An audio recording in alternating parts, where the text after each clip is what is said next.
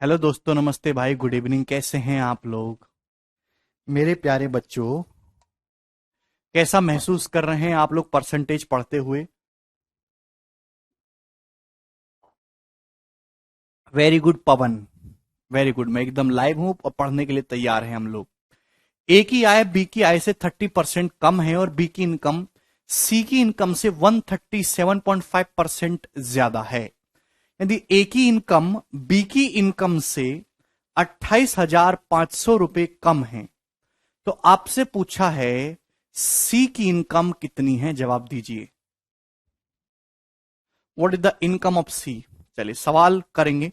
इस सवाल परसेंटेज में बस ए बी सी के बीच रेशियो बनाना है और कुछ भी नहीं मेरे दोस्तों। देखिए दोस्तों, तीन बंदे हैं, ए बी और सी। सवाल में साफ साफ ये बोला गया कि ए की इनकम बी की इनकम से 30% कम है।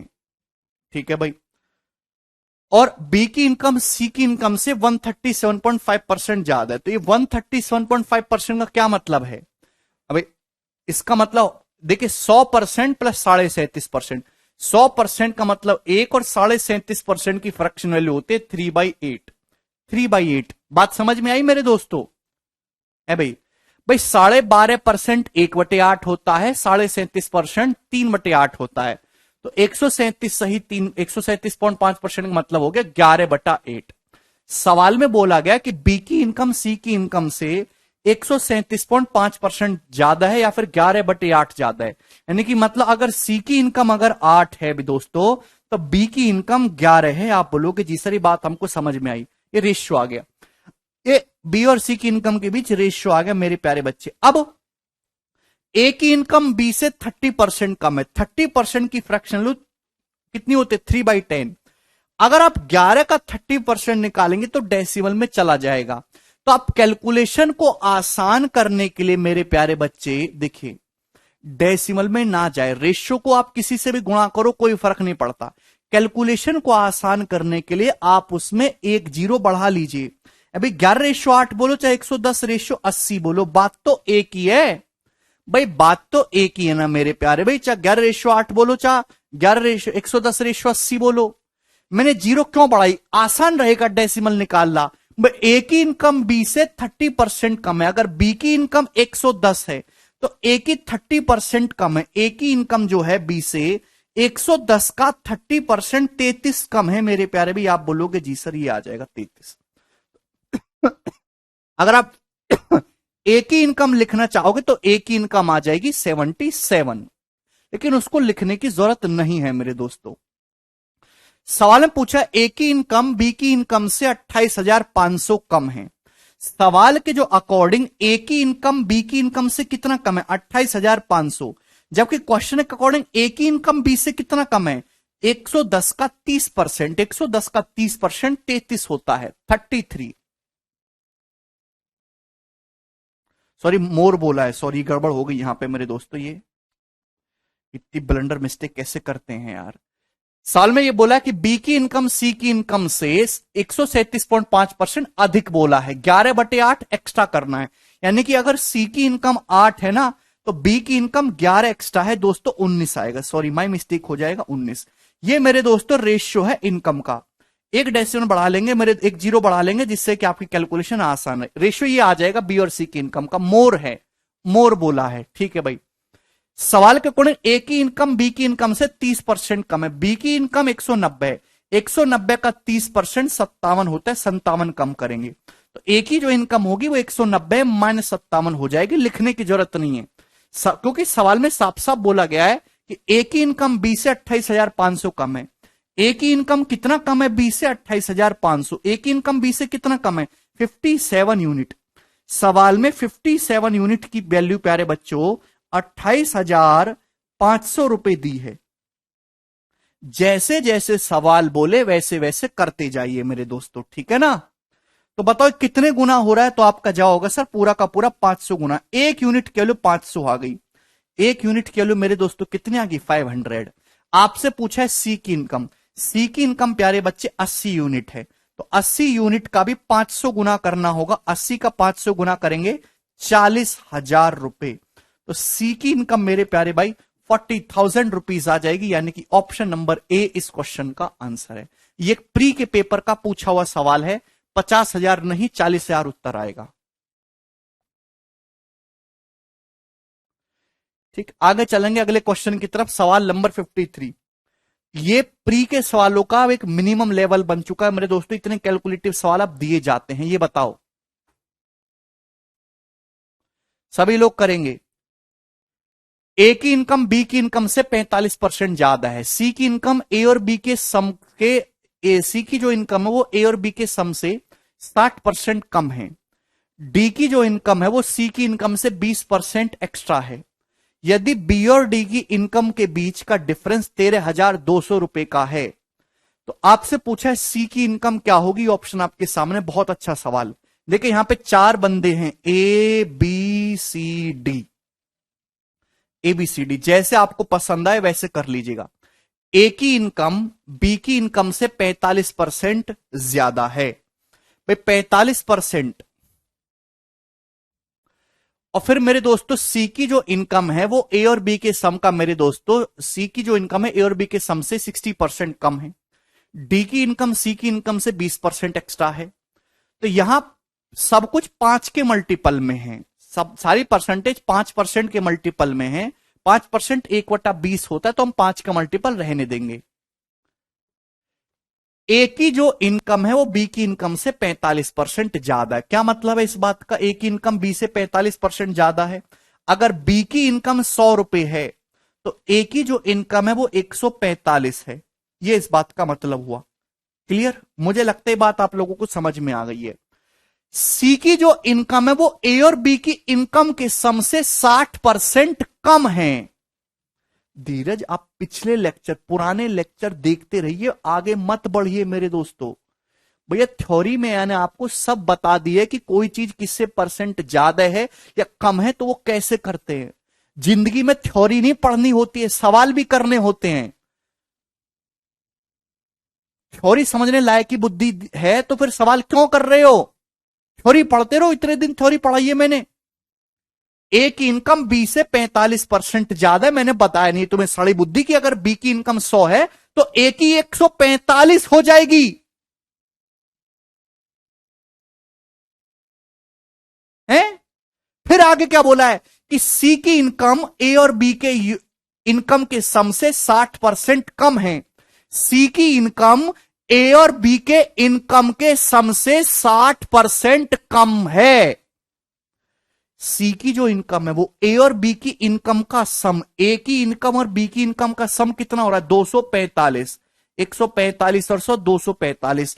तो सी की जो इनकम है वो 245 से 60% कम है। अगर आप 60% कम करोगे किसी भी संख्या को तो 245 का 40% हो जाएगी कि नहीं सी की इनकम। अगर सी की इनकम ए और बी के इनकम के सम से 60% कम है, इसका मतलब सी की जो इनकम है वो ए और बी की इनकम के सम का 40% है। किसी भी संख्या को अगर आप 60% कम करेंगे तो 40% हो जाएगी। 245 का 40% कितना हो रहा है? 40% मतलब होता है 0.4। 0.4 से गुणा करनी है। 96 और 5 का 0.4 दो 98, तो 98 आ गई। या फिर 40% को 2/5 लिख के गुणा कर दो, 98 आ गया। सी की इनकम 98। अब डी की जो इनकम है वो सी की इनकम से 20% ज्यादा है। डी की जो इनकम है वो सी की इनकम से 20% ज्यादा है। तो क्या हो जाएगी डी की इनकम? सी की इनकम 98 है, डी की इनकम सी से 20% ज्यादा है, तो 98 का 1.2 गुना हो जाएगा कि नहीं हो जाएगा? ये हो जाएगा। भाई अगर 100 की 1.2 में गुणा करते 120 हो जाता है। या 2 रुपए कम है तो 2 की 1.2 में गुणा करेंगे, माइनस का 2.4। कितना आएगा? जवाब दीजिए जल्दी से, कितना आएगा? तो आपका जवाब आ जाएगा सर जी ये 117.6। ये डी की इनकम आ जाएगी। ठीक है भाई। या फिर आप ऐसे भी देख सकते हैं कि सी की इनकम जो है वो डी की इनकम सी से 20% ज्यादा है। सी की इनकम 98, 98 को 20% ज्यादा करना है। भाई 98 का 10% कितना होता है? 9.8। 98 का 10% 9.8 होता है, तो 20% कितना होगा? दुगना। 9.8 का दुगना 19.6, ये ऐड कर दीजिए। 98 में 20% ऐड करेंगे, आगे 117.6। तो चारों की इनकम का रेशियो आ गया।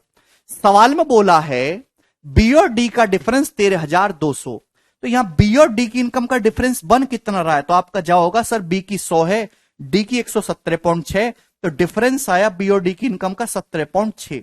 सवाल में इसकी वैल्यू कितनी दे रखी है? जो है ये 13,200 दे रखी है, और 13,200। आप बोलोगे जी सर ये बात हमें अच्छी तरीके से समझ में आ गई। तो डेसिमल हटाएंगे तो यहां पे एक जीरो बढ़ जाएगा। ठीक है भाई, 11 से जाएगा मेरे दोस्तों, 11 से 16 बार जाएगा अभी, और 11 से 12,000 बार चला जाएगा। ठीक है भाई, तो एक की वैल्यू आ जाएगी 12,000/16। क्या आपको बात समझ में आ गई मेरे दोस्तों? बस किसी बच्चे को इसमें कोई डाउट है? यार हाँ है ना, कुछ तो आप बताया करो मेरे दोस्तों, काहे नहीं बताते हो, है ना। 16 सत्ते 112, 8 16 पंजे 80, एक की वैल्यू 750 आ गई, 750। तो एक यूनिट की वैल्यू 750 आ गई। आपसे पूछा है सी की इनकम। सी की इनकम यानी कि 98 यूनिट की वैल्यू पूछी, 98 98 यूनिट की वैल्यू। तो 98, एक की वैल्यू 750 रुपए आई है, तो 98 की वैल्यू कितनी आ जाएगी? 98 गुणा 750 रुपए। आप 98 में देखिए 7 दिखाई देता, आप डायरेक्ट ऐसे भी कर सकते थे, सी की इनकम 98, 7 का मल्टीपल आई है। आप ये सब प्रोसेस ना करके डायरेक्ट ये कर लेते कि सी की मल्टीपल, सी की जो है वो 7 का मल्टीपल होगी, वो बताऊंगा। अब इसकी इसमें गुणा भी करनी, में एग्जैक्ट आंसर बता रहा हूं कैसे होगा। 750 की 98 को ऐसे लिखो, 98 को लिखो 100 - 2। अगर 750 की 100 में गुणा करते तो 75,000 होता अभी, और 750 की 2 में गुणा करेंगे 1500। ये सब दिमाग में करना है। तो 75,000 रुपए से 1500 रुपए कम आएगा, तो एक ही ऑप्शन है बी, 73,500 रुपए।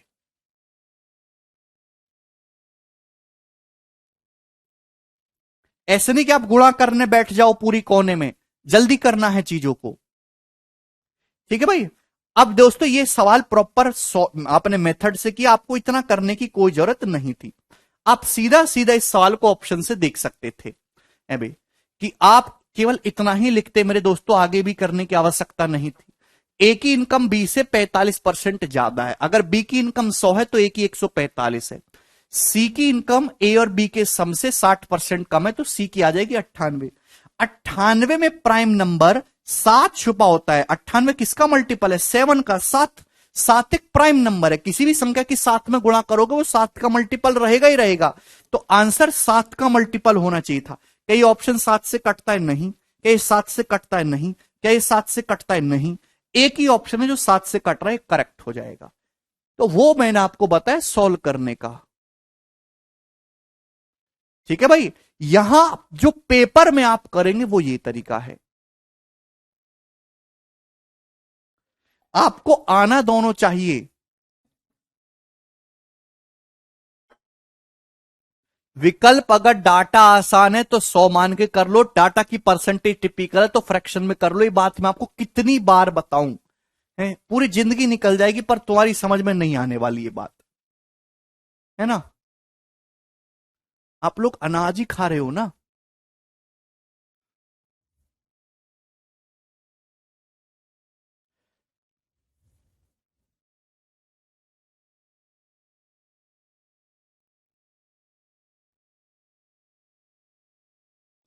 आप 2 दिन पुराना लेक्चर दोबारा से देखिए, जहां मैंने आपको मल्टीप्लाइंग फैक्टर बताया है। जितने बच्चे लेक्चर देख रहे हैं, क्या उन सभी को मल्टीप्लाइंग फैक्टर समझ में आ गया है?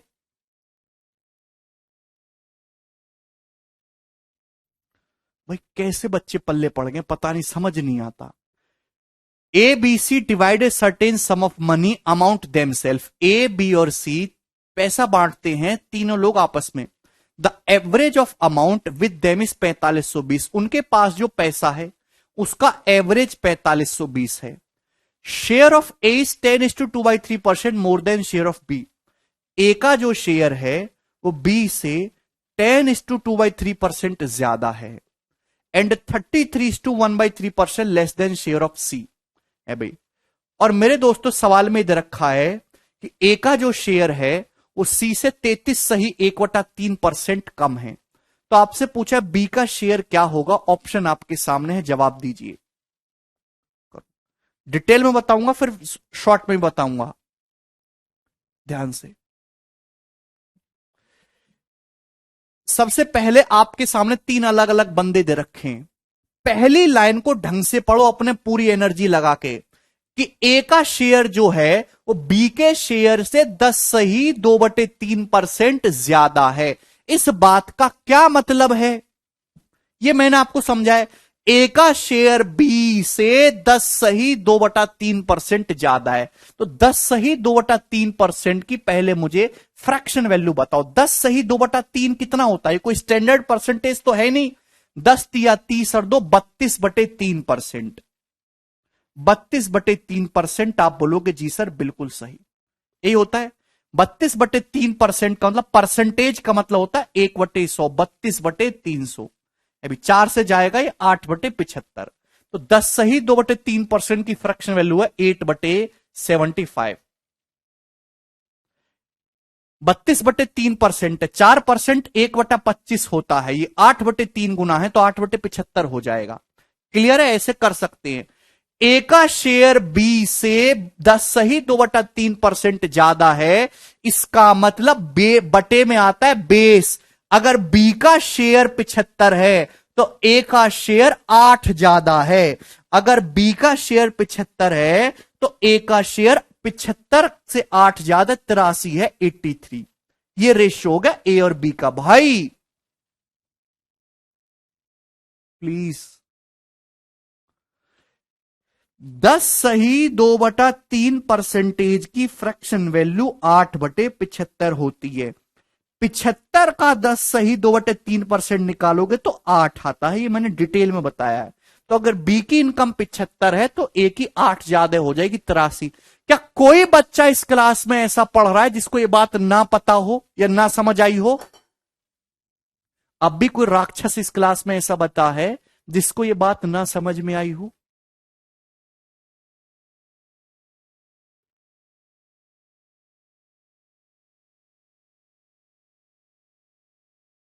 है?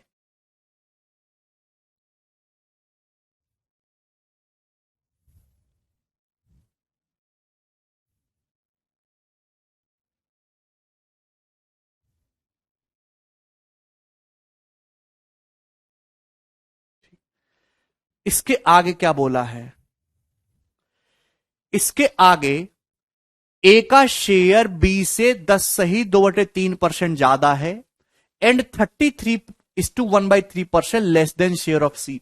ए का जो शेयर है वो सी से 33 सही 1/3% कम है। 33 सही 1/3% एक स्टैंडर्ड परसेंटेज है, इसकी फ्रैक्शन वैल्यू 1/3 होते, कई बार बता चुका हूं। ए का शेयर सी से 33 सही 1/3% कम है, यानी कि अगर सी से सी का शेयर अगर 3 है तो ए का शेयर 2 है। मेरे दोस्तों रेशियो आ गया ए और सी के शेयर का 2:3। तो आपको यहां पर रेशियो पे कंबाइंड करना है। क्लियर है ना? दो अलग अलग रेशियो, आपको ए रेशियो बी दिया है 83:75, आपको ए रेशियो सी दिया है 2:3। दोनों रेशियो में ए कॉमन है तो ए को सेम बना लिए। यहां ए 83 है या 2 है, तो 83 और 2 को सेम बनाने के लिए यहां 2 से गुणा कर देते हैं, 2 से गुणा कर देते हैं मेरे दोस्तों। ठीक है भाई, भगवान मुझे शक्ति दो। ये 186 हो जाएगा, ये 150 हो जाएगा, है ना? 186, अभी 186 रेशियो 150। बात समझ में आ रही है? आप बोलोगे जी सर कोई प्रॉब्लम नहीं। ये 2:3 है मेरे प्यारे भाई। इसको भी सेम करने के लिए 83 से गुणा करनी होगी। 83 दूनी 186 हो जाएगा, सॉरी 83 दूनी 166, 186। यहां सेम करने के लिए 83 से गुणा करनी होगी। 83 2 जा 166 हो जाएगा, या 83 तिया आ जाएगा। सी कितना हो जाएगा? 83 इंटू 3 यानी कि 249। ये ए बी सी का रेशियो आ गया 249। क्या इसमें कोई प्रॉब्लम? ए और बी का ये है और ए और दोनों रेशियो को कंबाइंड कर रहा। क्लियर है? ये सवाल सीएचएसएल के पेपर का पूछा हुआ है, ये मिनिमम लेवल है। अगर आप परसेंटेज पढ़ रहे तो आपको मिनिमम यही लेवल पढ़ना है। ठीक है ना, इससे नीचे जब पेपर में आता ही नहीं है तो मैं पढ़ाऊंगा नहीं, ऐसे तैसे में घुस जाओ तुम, ठीक है ना। सवाल में अब क्या पूछा है, सवाल में आपसे बी का शेयर पूछा है, बी का, ठीक, अब ध्यान से सुनिएगा, बी का, तीनों के पास जो पैसा उसका एवरेज 4520 है, तीनों के पास जो एवरेज अमाउंट है 4520 है। एवरेज क्या होता है, तीन संख्याओं का, तीन बंदे एबीसी, उनके पास जो एवरेज है, अमाउंट का जो एवरेज है उनके पास वो 4520 है, ठीक है भाई। 4520 क्या होता है, एवरेज। तीन संख्याओं का एवरेज निकालते हैं, उनको जोड़ के आधा कर दीजिए, आधा। अगर आपको एवरेज दे रखा है तीन संख्याओं का 4520, तो उनका सम कितना हो जाएगा, तो आपका जवाब होगा सर 4520 का 3 गुना। इन तीनों के पास, एबीसी के पास टोटल मिला के इतना पैसा है। आप बोलोगे जी सर कोई प्रॉब्लम नहीं, ठीक है ना, 4520 गुणा 3, बोलो टोटल ये आ जाएगा, एवरेज को 3 से गुणा कर देंगे टोटल आ जाएगा, ठीक। अब मेरे प्यारे भाई ए की वैल्यू 166 है, बी की 150 है, सी की 249 है, तो टोटल कितना हो रहा है रेशियो के अकॉर्डिंग, तीनों को जोड़ेंगे, इन तीनों को जोड़ेंगे यहां पे, क्लियर है मेरे दोस्तों। तो 100, ये 9 6 15 का 5 हासिल 1, 4 1 7 5 12, 4 16 का 6 हासिल 1, 1 1 2 1 3 2 5, 565। आप बोलोगे जी सर सवाल में 565 यूनिट की वैल्यू ये दे रखी है, ठीक है भाई, 565 यूनिट की वैल्यू ये दे रखी है, क्लियर, तीनों को जोड़ने पर। अब बताओ ये कितने गुना है, तो सीधा सीधा आपको देखिए रिलेट करना सीखना होगा। 500 है, ये 4500 है, 500 से 4500 जाने के लिए लगभग 8 गुना करना होता है, लगभग 8 गुना। ध्यान सुनिएगा, 565 है ना, 500 का 8 गुना 4000 हो जाएगा, 60 का 8 गुना 480 हो जाएगा, और 5 का 8 गुना 40 हो जाएगा। 4000, 480 और 40 जोड़ेंगे 4520 आएगा, पूरा पूरा 8 बार कट रहा है। तो यहां से एक यूनिट की वैल्यू 24 आ गई। एक यूनिट की वैल्यू मेरे दोस्तों कितनी आएगी, 24। आप बोलोगे जी सर बिल्कुल सही, एक की वैल्यू 24 आ गई। आपसे पूछा बी का हिस्सा, बी का कितना हिस्सा है, बी का हिस्सा है 150 यूनिट, तो बी का हिस्सा 150 यूनिट है, 150 यूनिट की वैल्यू आपसे पूछे कितना आ जाएगा, 150 गुणा 24 रुपए। क्लियर है मेरे दोस्तों, ये आ जाएगा मेरे दोस्तों 150 गुणा 24, 3600। ऑप्शन नंबर सी इस क्वेश्चन का आंसर हो जाएगा, ये इसका करेक्ट उत्तर है। 83 का दुगुना हिमांशु 176 होता है।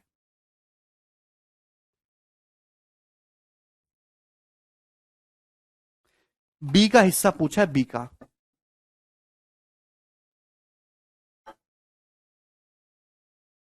सरफराज तीन संख्याओं का, एबीसी के पास कुछ पैसा है, उन तीनों का जो एवरेज है वो 4520 रुपए, तीनों के पास एवरेज मिला के, ठीक है ना।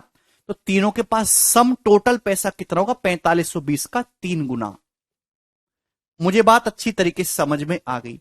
अब ये दोस्तों सवाल हुआ, ये कुछ भी नहीं है, परसेंटेज मोर और लेस पे सवाल है, परसेंटेज की जो परिभाषा उस पे, ये डिटेल में पेपर में आएगा तो इतना करने लगेंगे तो आपकी नौकरी खत्म, ऐसे नहीं करना होता पेपर में। पेपर में सवाल आया मेरे दोस्तों, यहां से ए बी सी तीन बंदे, आपसे जो पूछा है सबसे पहले उसको देखा करो, बी की इनकम बतानी, बी की इनकम, ठीक है।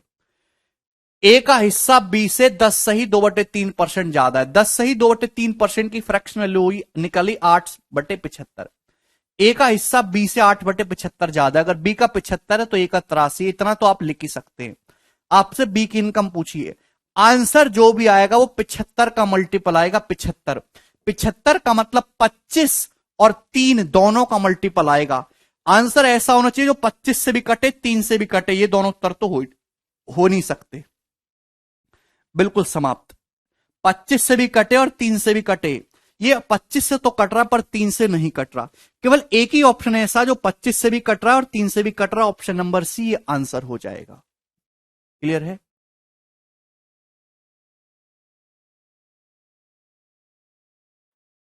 बिल्कुल भिनंडर एकदम सही है। आगे चलेंगे अगले सवाल की तरफ। सवाल नंबर 55, सीएचएसएल 2018 का सबसे आसान सवाल है, बहुत ही बेसिक क्वेश्चन, कौन करेगा, बुद्धि लगाइए, बुद्धि इस सवाल को करने के लिए, ठीक है भाई। चलो For a number greater than 1, the difference between itself and its reciprocal is 20% of the sum of itself and its reciprocal. By how much percent nearest to an integer is the square of the number less than its cube? सवाल में दे रखा कोई number है मेरे दोस्तों एक से बड़ा, उस नंबर और उसके व्युत्क्रम का जो डिफरेंस है वो उस नंबर और उसके व्युत्क्रम के योगफल का 20% है। तो सबसे पहले आप मुझे बताइए कि वो नंबर है कौन सा, जल्दी से जवाब दीजिए। पंकज 75 का मतलब होता है 25 या 75, ठीक है भाई।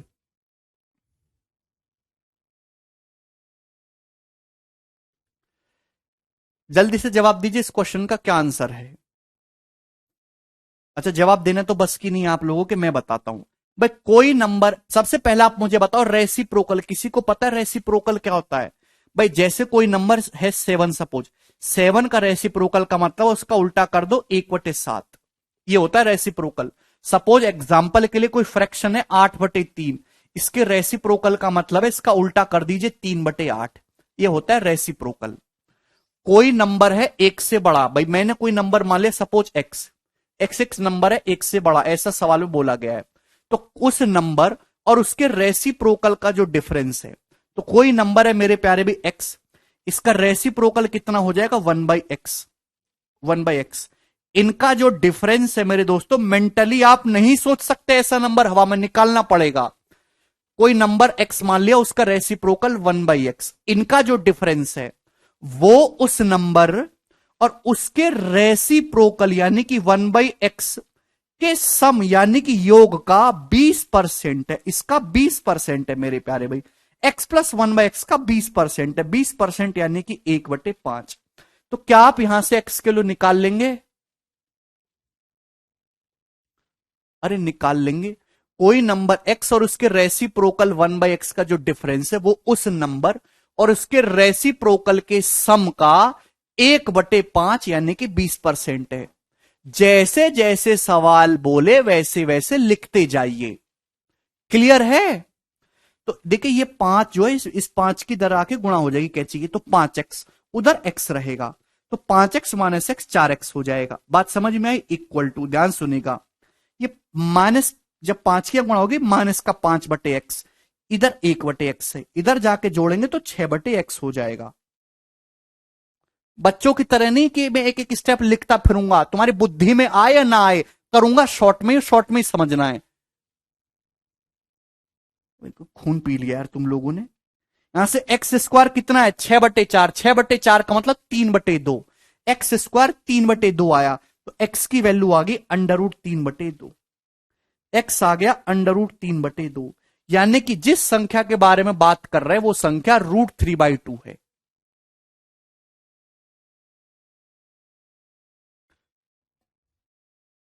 विपिन कह रहे हैं सर मोटिवेशन दो। विपिन सांप से कटवा लो बेटा, अजगर के मुंह में चले जाओ।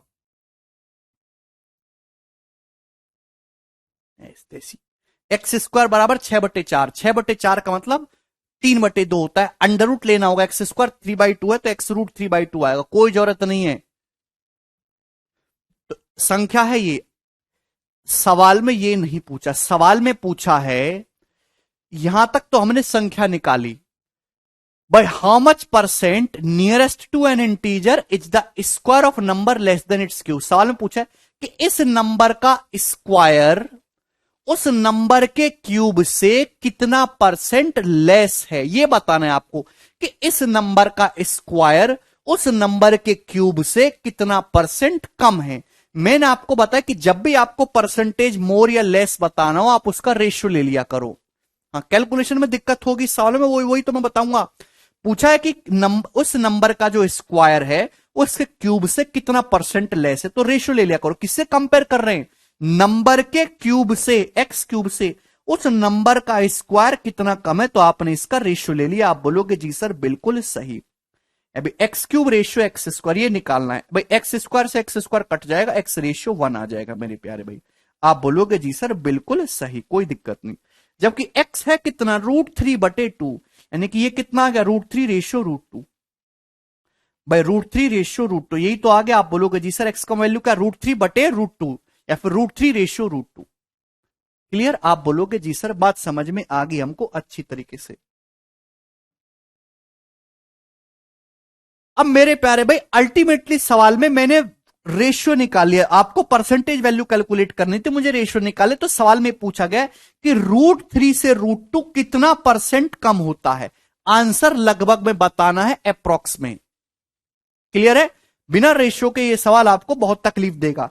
देखिए √3 जो होता है, √3 की अप्रोक्स वैल्यू 1.732 होती है, 1.732, इसको ध्यान रखिएगा। √2 की जो अप्रोक्स वैल्यू होती है वो 1.414 होती है, 1.414। √3 की अप्रोक्स वैल्यू कितनी होती है, 1.732। √2 की अप्रोक्स वैल्यू होती है 1.414। अरे रोहित भाई, जब ये, यार तुम कैसे प्राणी हो तुम, भगवान। x की जब यहां गुणा होगी, x² बराबर है भाई, ये 4 में आ जाएगा, 6/4। ये 2 से कट रहा है भाई, 6/4 को 3/2 लिखोगे। अब अंडर रूट लोगे तो x का मान √3/2 ही तो आएगा।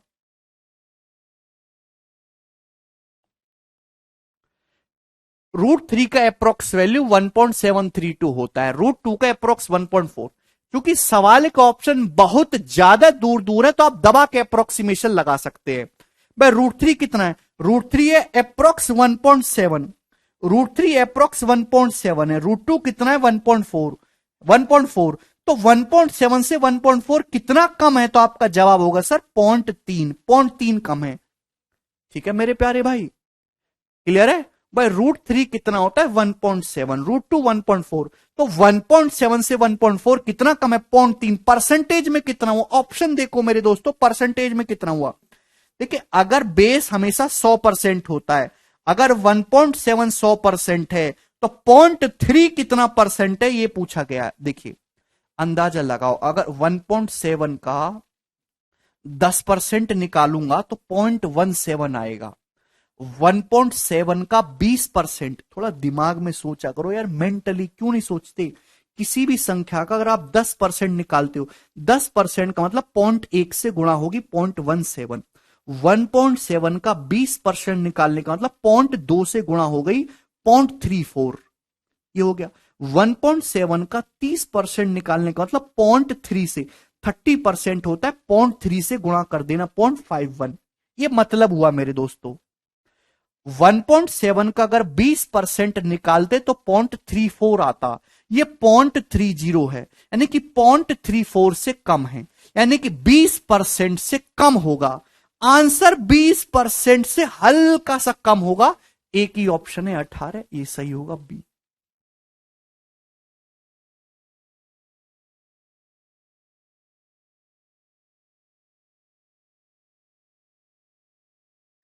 अमित करे √3 रेशियो √2 को सर रूट से रूट काट दीजिए, 3/2 आएगा। आंसर 33 सही, 1/3%। बेटा अमित में धन्य हो गया आपके जैसे स्टूडेंट को पाके जो रूट से रूट काट देते हैं।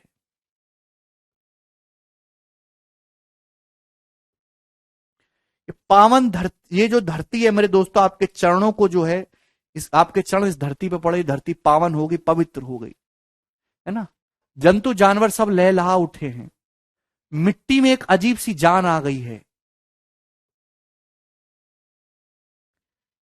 आप खुद ही बताइए कि ऐसे बच्चे भी सरकारी नौकरी की तैयारी कर रहे हैं जिनको कैंची की गुणा करना नहीं आता। यहां पे जो रेशियो जिन्होंने देखा नहीं, जो अंडररूट से अंडररूट काट देते हैं, जो ये कैलकुलेट नहीं कर सकते कि 1.7 से 1.4 हो गया तो कितने परसेंट कम हो गया। x³ रेशियो x² को x/1 कैसे लिख रहे हैं, x² से x² नहीं काट पा रहे।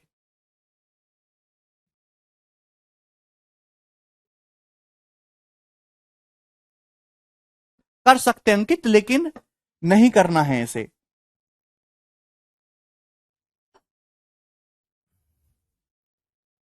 देखिए बचपन में जो आप सीखते थे ना कि 1.7 से 1.4 कितना परसेंट कम है, कितना कम है, 0.3। बटे में 1.7 इंटू 100%, इसको डिवाइड करेंगे मेरे दोस्त, डेसिमल से डेसिमल चला जाएगा, 300 को 17 से, 17 एकम 17 कितना बचेगा, 13 जीरो, फिर 17 सत्ते 119, 11 बचेगा, है ना, 17 छिक्का 102, 8 जीरो, 17 पंजी 85। ये ऐसे भाग करने का जमाना चला गया, ऐसे नहीं करना होता है भाई। आज मॉडर्न टाइम है, मॉडर्न तरीके से ढूंढिए। 1.7 से 1.4 कितना परसेंट कम हुआ, तो आप कहोगे 0.3। ऑप्शन को भी ढंग से देखा करो भाई, ये 0.3 कितना होता है लगभग। अगर बेस हमेशा 100% होता है, अगर 1.7 100% है, तो 1.7 का 20% 0.34 आएगा। ये 0.3 है, 0.34 से कम, यानी कि 20% से कम आना चाहिए हल्का सा, एक ही ऑप्शन होगा 18। संतोष करे सर रेशियो का स्क्वायर कर सकते हैं, वाह बेटे रेशियो का स्क्वायर कर रहे हैं। अभी आपके सामने ऐसे लिख रहा है 4:3, आप इसका स्क्वायर करके क्या ऐसे लिख दोगे 16:9। अरे तुम्हें को शर्म नहीं आती, शर्म नहीं आती। रेशियो में किसी भी नंबर से गुणा करोगे कोई फर्क नहीं पड़ेगा, ठीक है, लेकिन रेशियो का ऐसे स्क्वायर क्यूब नहीं करते। आगे चलेंगे, नेक्स्ट अगला सवाल, सवाल नंबर 56।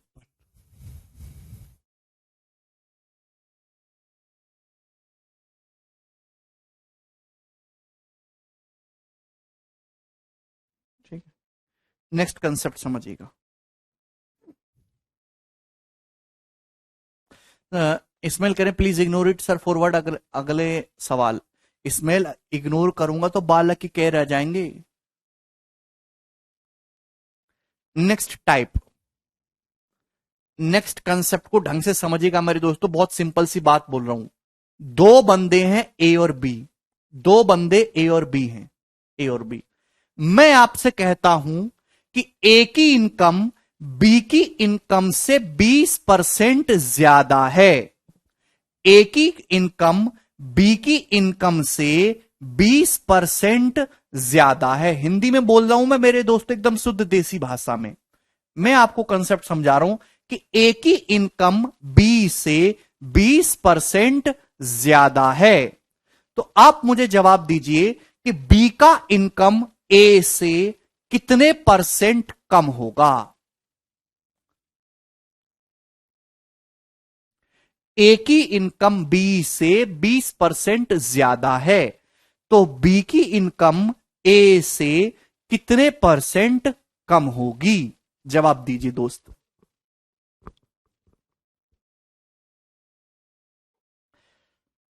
आप लोग एक दिन में मास्टर बनना चाह रहे हैं कि सब एक दिन में सीख जाएं, ऐसे नहीं होता भाई। एक भी स्टूडेंट का आंसर नहीं है जो इस बैच में पढ़ रहा है, एक का भी, नॉट अ सिंगल वन। बचपन की पढ़ाई बिल्कुल खत्म है आपकी, बचपन का प्यार तो था ही नहीं, कुछ ना मिला ना मिलेगा, पढ़ाई भी नहीं हो पाई। ए की इनकम बी से 20% ज्यादा है, तो बी की इनकम ए से कितने परसेंट कम है।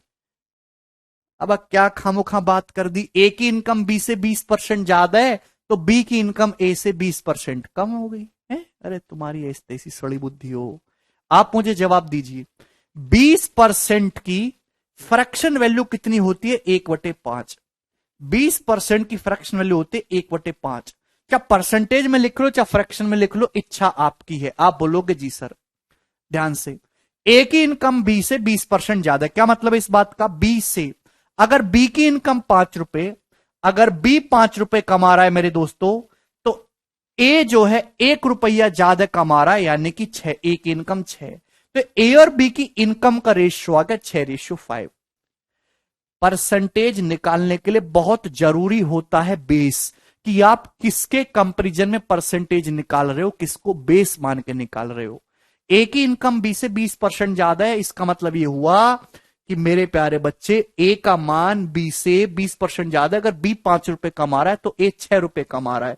अब सवाल में जो पूछा गया वो उल्टा है कि बी का मान, बी की इनकम ए से कितना परसेंट कम है, बी की इनकम ए से कितना परसेंट कम है, बेस क्या हो गया ए, बेस क्या हो गया यहां पर बदल के ए, बी की इनकम ए से, ए कितना है ए 6 से कितना कम है बी की इनकम, एक कम है सर, 1/6 कम है।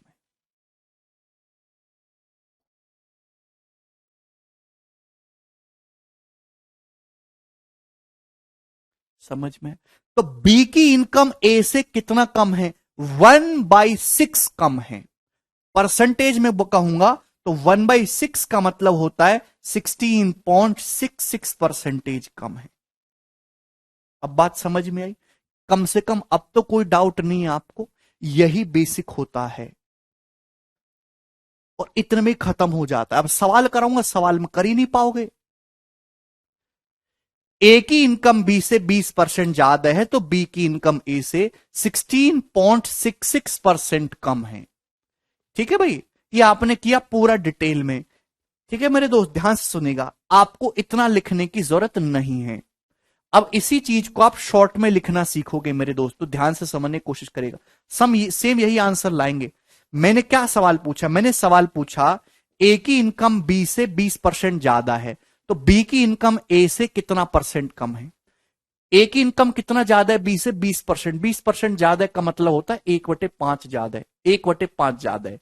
तो बी की इनकम ए से कितना कम होगी। देखिए जो चेंज है मेरे दोस्तों, यहां भी एक का गैप है, यहां भी एक का गैप है, देखो ये एक का ही गैप रहेगा भाई। ए की इनकम बी से कितना ज्यादा है, एक ज्यादा है, और बी की इनकम ए से कितना कम है, एक कम है। मेरे प्यारे भाई समझने की, ढंग से समझने की कोशिश करेगा। ए की इनकम बी से कितना ज्यादा है, एक ज्यादा है, या फिर मैं ये कहूं बी की इनकम ए से कितना कम है, एक कम है, तो ऊपर का चेंज सेम रहेगा, ऊपर का चेंज सेम रहेगा। नीचे मेरे प्यारे भाई मैंने केवल बेस बदल दिया, ए की इनकम बी से 20% ज्यादा है तो बी की इनकम ए से कितना कम है, तो बटे में क्या आएगा, बटे में आ जाएगा मेरे दोस्तों 5, 5 में ए ऊपर प्लस 1 है ना, 5 में 1 ऐड कर दीजिए 6, तो डायरेक्ट आप लिख देंगे 1/6, 16 सही 2/3% कम हो जाएगी। क्लियर है? बोलो।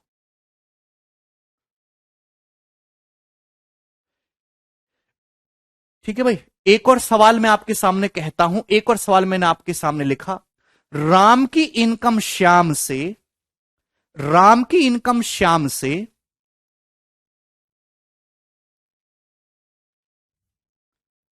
कितना कर लेते हैं मेरे दोस्तों,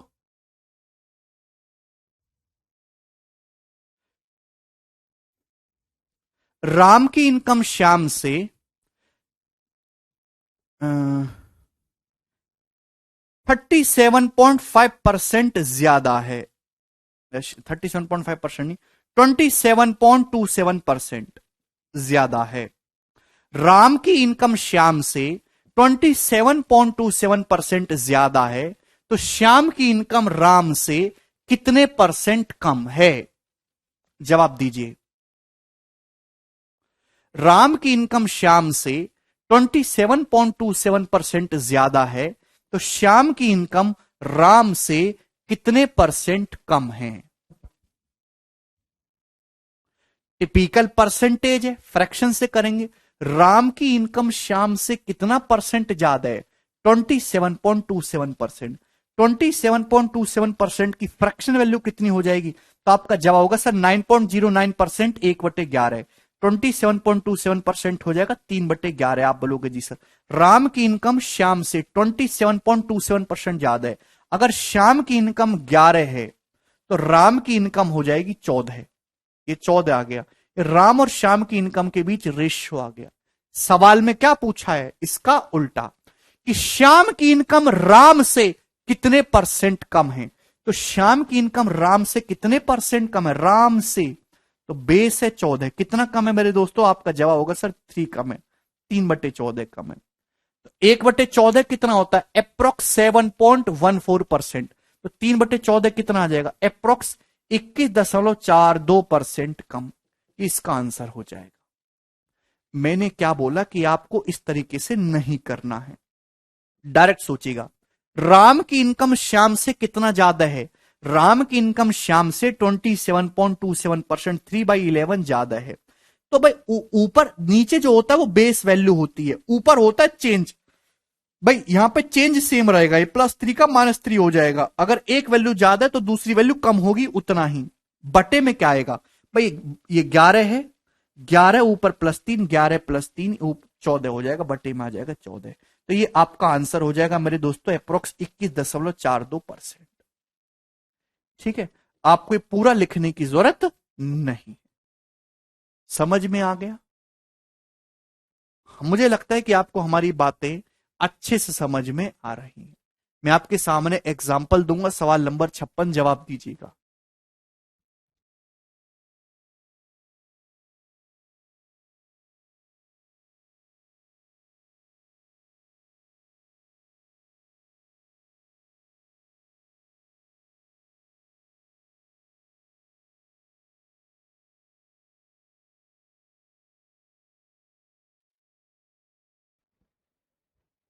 अरे अपनी मर्जी से थोड़ा ना कर लोगे जतिन।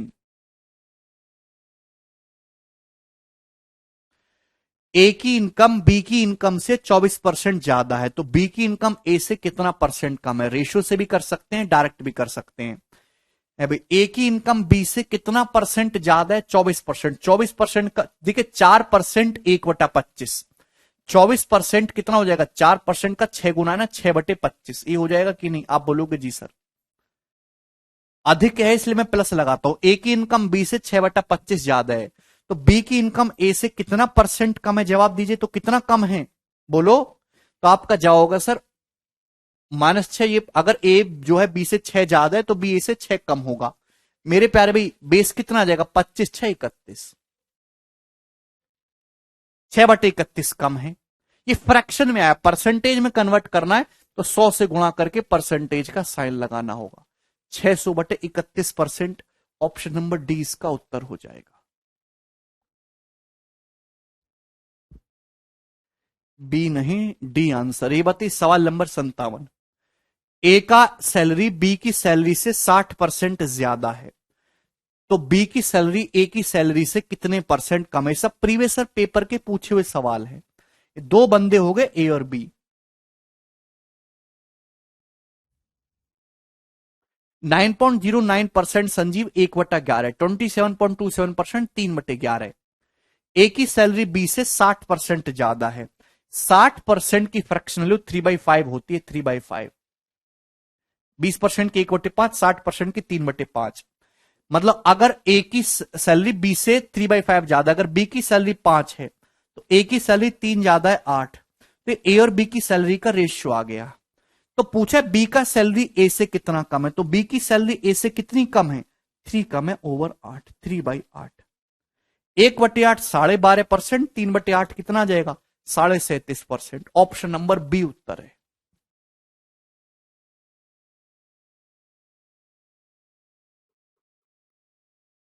समझ में आया? आगे चलेंगे अगले क्वेश्चन की तरफ। ये बताइएगा,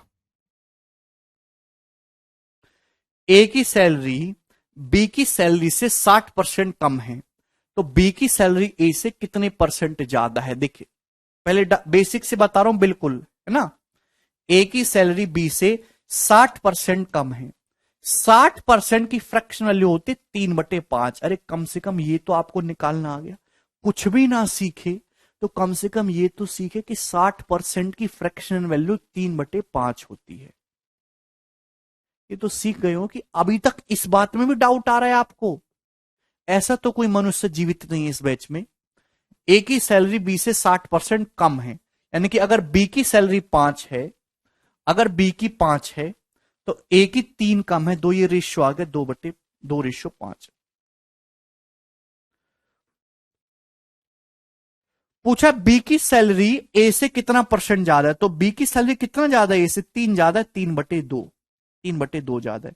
1/2 कितना बताया मेरे दोस्तों? 1/2 50%। तो 3/2 3 गुना है, तो 150%। ये आंसर हो जाएगा। अब यार ये सब चीज मैंने आपको करने के लिए मना करा, इतना लिखोगे तो हो गया काम ऐसे आसान सवाल में।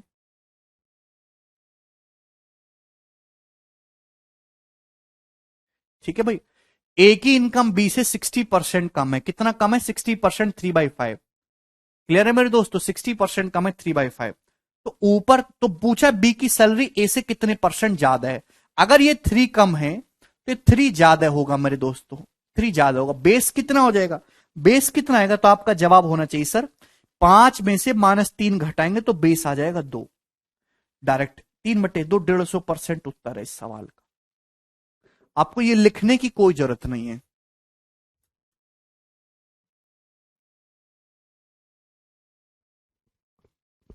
आगे चलेंगे, नेक्स्ट ये बताइएगा।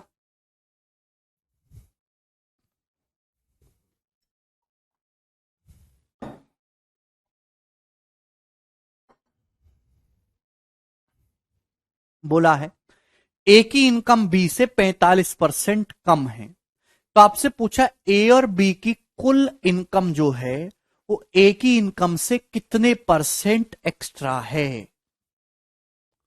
जवाब दीजिए। थोड़ा सा लैंग्वेज को यहां पे ट्विस्ट किया कर। जब भी आपको कोई परेशानी फंसे तो आप रेशियो में कर लिया करो। ए की इनकम बी से 45% कम है। क्या मतलब है इस बात का? इसका मतलब यह हुआ 45% की फ्रैक्शन वैल्यू क्या होती है? 5%, 1/20। 45% की फ्रैक्शन वैल्यू 9/20।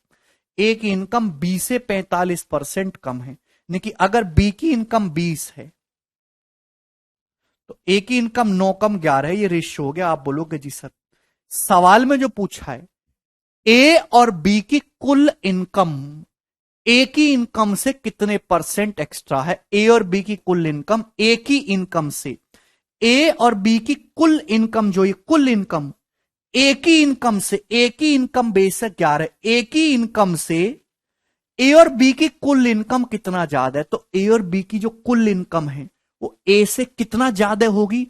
जाहिर सी बात है बी की इनकम के बराबर ज्यादा होगी, यानी कि ऊपर क्या आएगा? 20/11। और ये उत्तर आ जाएगा इस सवाल का। सवाल की लैंग्वेज को ढंग से पढ़िए। ए और बी की कुल इनकम, भाई ए और बी की कुल इनकम ए से कितना ज्यादा होगी? बी की इनकम के बराबर। अच्छा कह रहा है सर रेशियो तो अभी पढ़ाया नहीं है। बेटा पढ़ाई तो मैंने गिनती भी नहीं है तुम्हें, पढ़ाई तो मैंने तुम पहाड़ा भी नहीं है ना।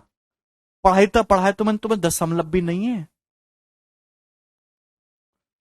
सरकारी नौकरी की तैयारी कर रहे हो, रेशियो नहीं पता क्या होता है और नौकरी चाहिए, तो नौकरी की इच्छा त्याग दो। आप हाथ में कटोरा ले लो, ये लो कटोरा, ये लो। ऐसी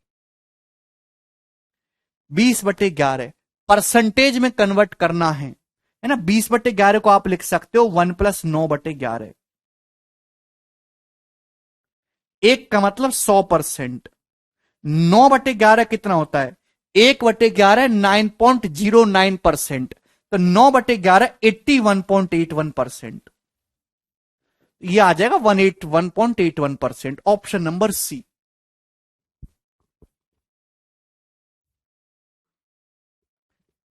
आगे चलते हैं अगले सवाल की तरफ।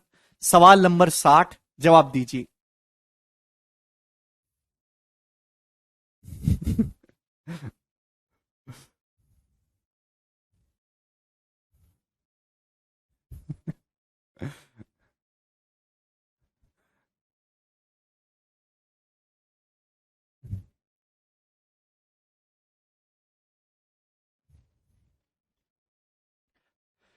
हाँ ए और बी की कुल आय 31 होगा नीतीश। तो ए और बी की कुल आय 31, ए की इनकम 11 से कितना ज्यादा हुई? 20 ही तो ज्यादा हुई, वही तो लिखा हमने ऊपर।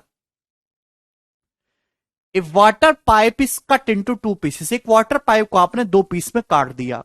The longer piece is 64% of the length of pipe.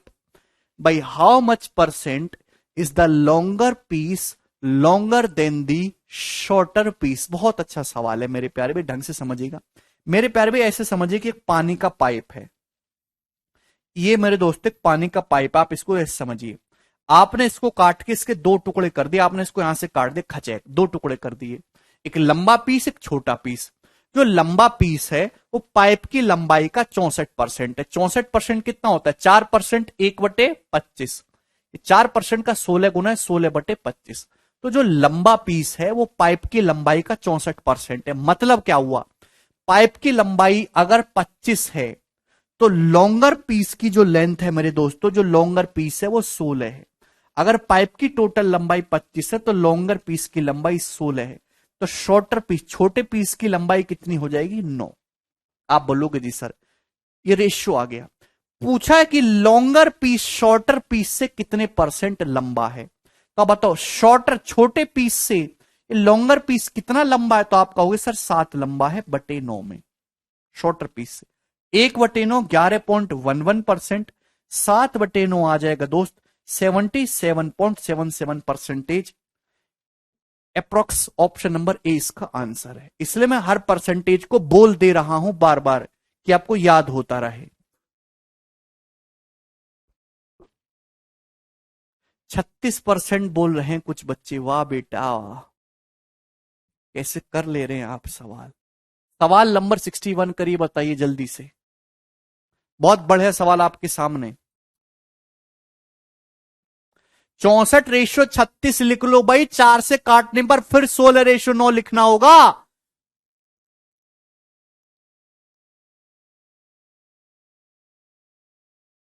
कहां गया मेरा वो भारत देश।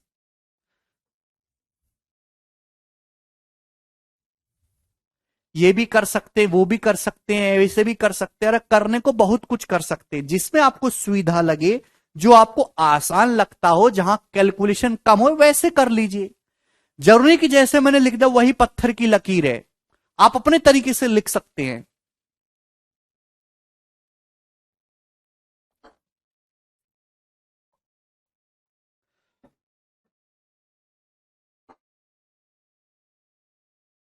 सागर कह रहे सर आपसे मिलना है, क्यों अपना टेटिया दबवाने को ढूंढ रहे हो। आसान है ना ये वाला भी, इसमें गलती कर रहे होंगे बहुत सारे बच्चे। कोई डी बता रहा है, कोई बी बता रहा है। कैसे करते हो यार ऐसे आसान सवालों में गलती। A number is increase by X%, एक नंबर को X% बढ़ाया गया। To get back to the original number, original number पे वापस जाने के लिए इसको कितना घटाना होगा, परसेंटेज में पूछा है।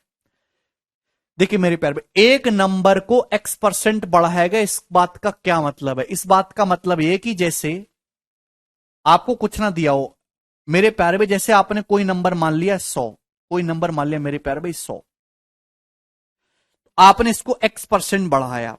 100 का X% किसी भी संख्या, अगर आप 100 का X% निकालेंगे तो X ही आ जाएगा। अभी ये 100% कितना हो जाएगा, 1 हो जाएगा। तो मेरे प्यारे भाई जैसे मैंने मान लिया कि कोई नंबर 100 है, आपने इसको X% बढ़ाया, 100 का X% X ही होता है, तो आपने इसको X बढ़ाया तो नंबर क्या हो जाएगा, 100 प्लस X हो जाएगा।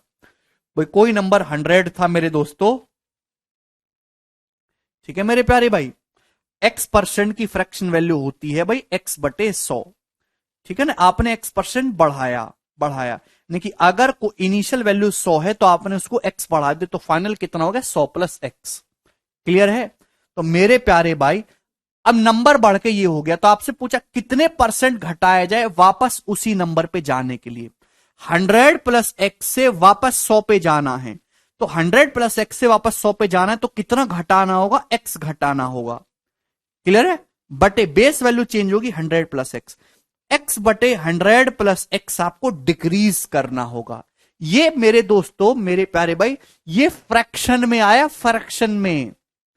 परसेंटेज में किसी भी फ्रैक्शन को परसेंटेज में कन्वर्ट करने के लिए 100 से गुणा करते हैं, परसेंटेज का साइन लगाते। सिखाया नहीं है, भूल गए क्या। किसी भी फ्रैक्शन को परसेंटेज में कन्वर्ट करना है तो 100 से गुणा करेंगे, परसेंटेज का साइन लगाएंगे। तो सवाल का आंसर आया 100x बटे 100 plus X percentage. Option number B सवाल का उत्तर होगा सही। साउंड राहुल एकदम आ रही है, बी है ना कि D.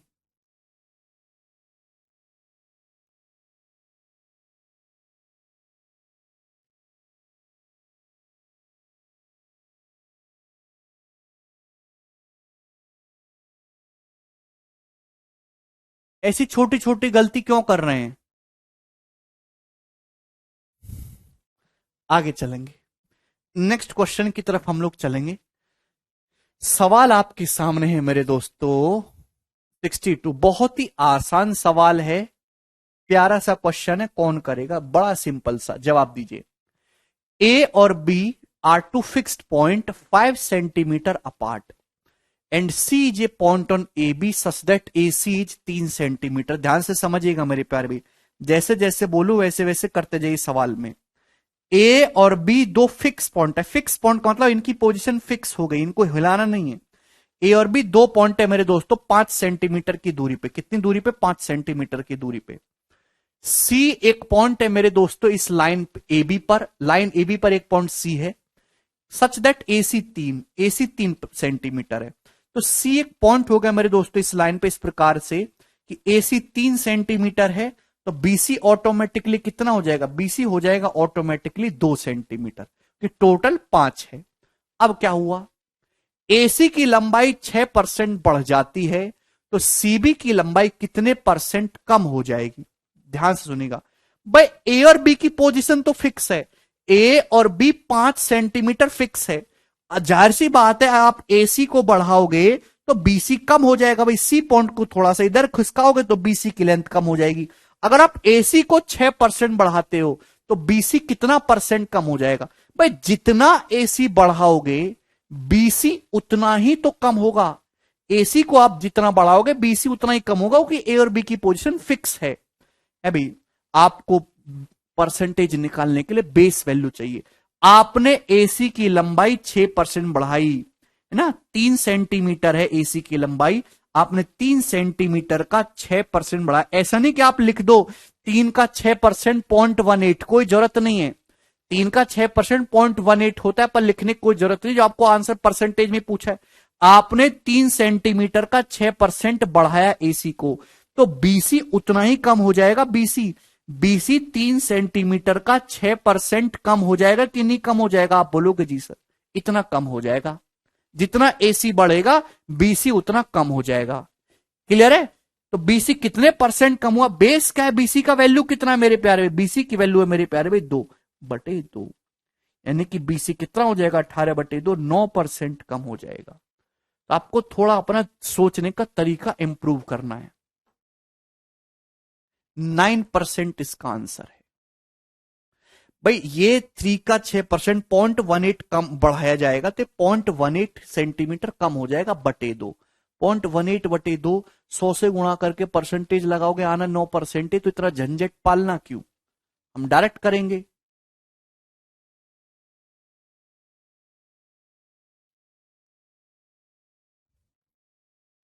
Very good Mukesh, Mukesh का हर आंसर आ रहा है। 57 नंबर सवाल है, दोबारा से सवाल डल गया गलती से, 57, अच्छा 62 हो गया ना, अब तो 63 आएगा।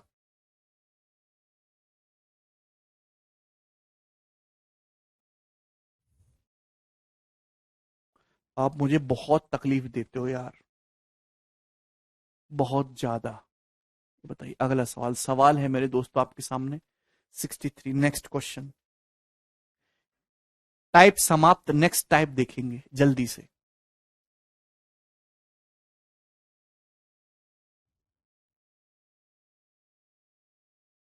पंकज टोटल 5 है ना, ए बी 5 है, ए सी 3 है, तो बी सी कितना बचा 2। बताइए जल्दी से अगला टाइप।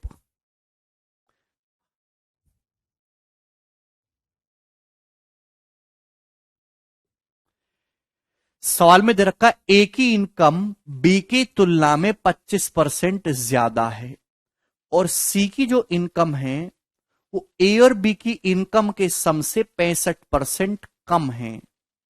तो सी की इनकम ए की इनकम से कितने परसेंट कम है, ये आपसे पूछा गया, ऑप्शन आपके सामने है। तो यार ये कोई टाइप वाइज चीजें नहीं होती हैं, बहुत ही सरल और बेसिक सा सवाल है भाई, कि ये इससे इतना परसेंट कम है, इसका ज्यादा, ये बताओ ये कितना कम है कितना लेस होगा। तो परसेंटेज की जो बेसिक परिभाषा बताइए ना, कि कोई परसेंटेज कम या ज्यादा करी जाती है तो क्या फर्क पड़ता है, उन्हीं पे बेस्ड सवाल है। सवाल में देखिए 3 बंदे बोले ए बी सी, जैसे आपको पसंद आए वैसे कर लीजिएगा। 100 मान के पसंद आ रहा है 100 मान के कर लीजिए, नहीं पसंद आ रहा है मत करिए। ए की इनकम बी से 25% ज्यादा है, फ्रैक्शन में बताता हूं, ए की इनकम बी से 25%, 25% की फ्रैक्शन वैल्यू 1/4। यानी कि अगर बी की इनकम 4 है तो ए की इनकम कितनी है 5। ये बात समझ में आ गई? आप बोलोगे जी सर। उसके बाद सी की जो इनकम है वो ए और बी के सम से 65% कम है। सी की जो इनकम है वो ए और बी का सम, ए और बी का सम हो गया 9, 9 से 65% कम है। कितना? 65%। अगर सी की इनकम ए और बी के सम से 65% कम है, 100 हर चीज अपने आप पे 100% होती है, 100% से 65% कम करोगे तो कितनी रह जाएगी? 35%। तो सी की जो इनकम है वो ए और बी के सम का 35% रह जाएगी कि नहीं? आप बोलोगे जी सर। सवाल में आपसे पूछा है सी की इनकम ए की इनकम से कितने परसेंट कम है, ये सी की इनकम और ए की इनकम का रेशियो आ गया। 35% कितना होता है?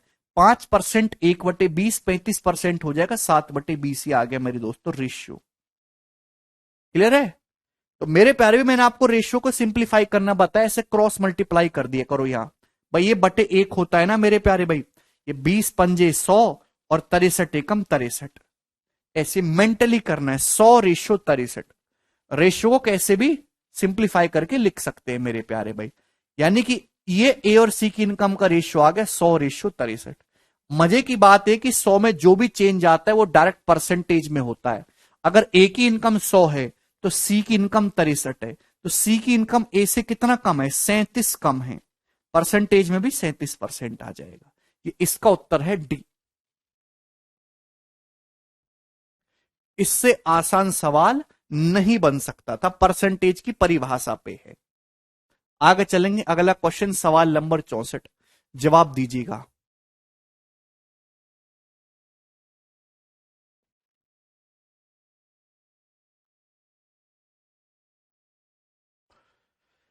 ए बी और सी तीन पॉजिटिव नंबर इस प्रकार हैं कि ए बी का 70% है, बी सी का 40% है, तीनों का सम 36 है। तो आपसे पूछा है बी और सी का, बी और सी के सम का 15% आपसे पूछा है। करिए।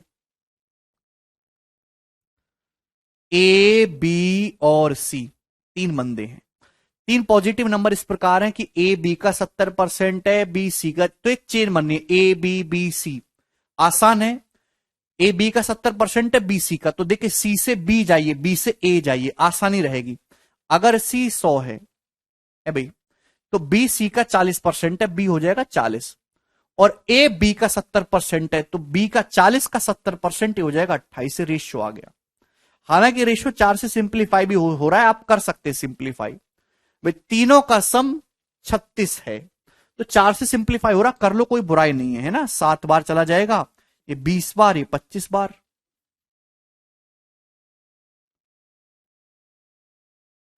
तीनों का सम 36 है तो 7 और 20 27 प्लस 25 कितना हो जाएगा मेरे प्यारे भाई? कुछ जबड़ कर दी क्या मैंने? 45 7 52 हो जाएगा ना।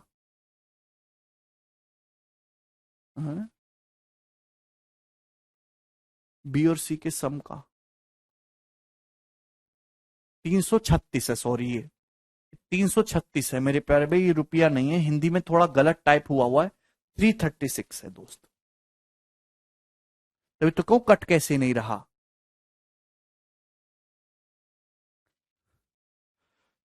5 से काटेंगे तो 10 बार जाएगा,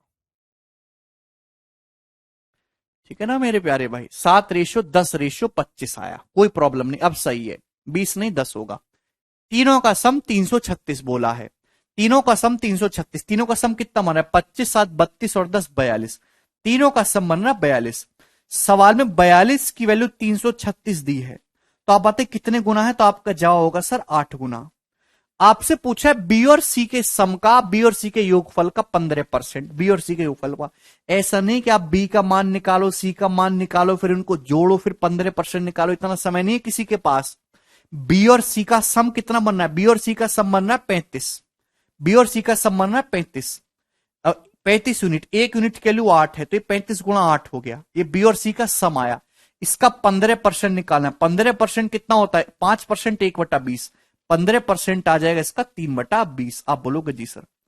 5×7 = 35, 5×4 = 20, 4×2 = 8, यानी कि 42 इस क्वेश्चन का आंसर आ जाएगा, ऑप्शन नंबर ए। ठीक है ना। लिसन, पेपर में इतना करने की आपको कोई आवश्यकता नहीं है। ये सवाल आपके सामने परीक्षा में आता है तो these are not required, this is not required. सवाल में आपसे क्या पूछा है? सवाल में आपसे बी और सी का सम पूछा है, बी और सी के सम का 15%। केवल इसी पे फोकस, जो चीज पूछी जाए केवल उस पे नजर रखा करो, बाकी को बाहर में जान दो। बी सी का 40% है, क्या मतलब है? बी सी का 40% है, मतलब 40% का फ्रैक्शन लो 2/5। बी और सी का रेशो ये बनेगा, तो बी और सी का जो भी सम आएगा वो 7 का मल्टीपल आएगा। 7 का मल्टीपल, इनमें से कोई भी ऑप्शन नहीं था एक्सेप्ट 1, ए ये सही है। मुझे लगता है ये बात समझ में आई है आपको, अच्छे से मैंने आपको समझाया। आगे चलेंगे, सवाल नंबर 65 की तरफ, ये बताइएगा।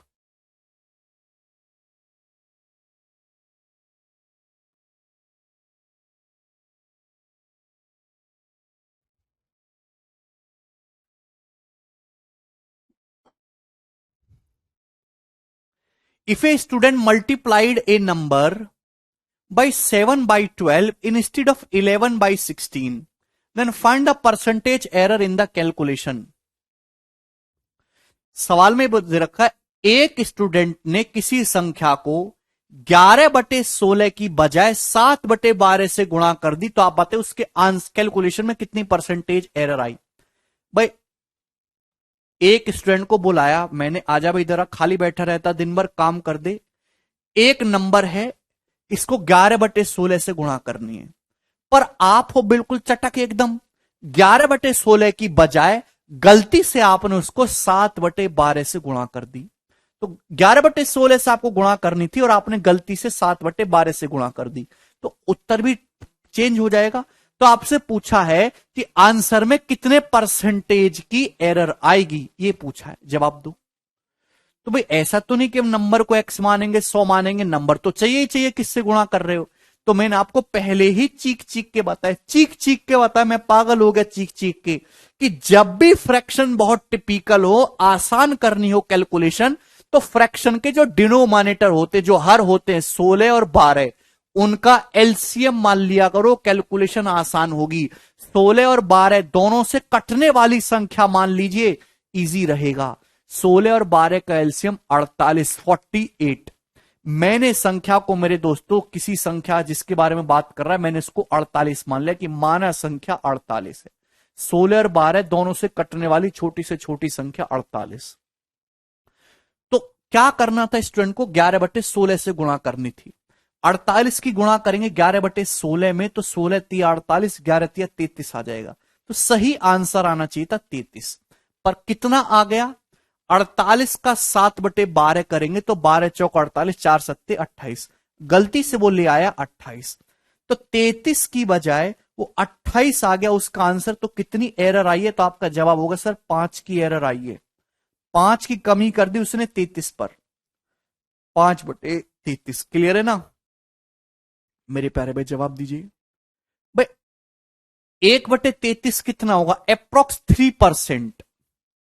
भाई 1/33 का मतलब परसेंटेज में 100/33%। 100 को 33 से भाग करेंगे, 33×3 = 99 चला जाएगा। 1/33 अप्रोक्स 3%, तो 5/33 अप्रोक्स 15% से हल्का सा बड़ा होगा। 15% से हल्का सा बड़ा, यानी कि एक ही ऑप्शन है बी। ऐसे 1/33 कितना होगा? Approx 3%, 3.03% approx. तो 5/33 5 गुना 15.15%। क्या आपको ये बात समझ में आ गई? मुझे लगता है कि बात आपको बहुत ही अच्छे तरीके से, डिटेल तरीके से समझ में आई।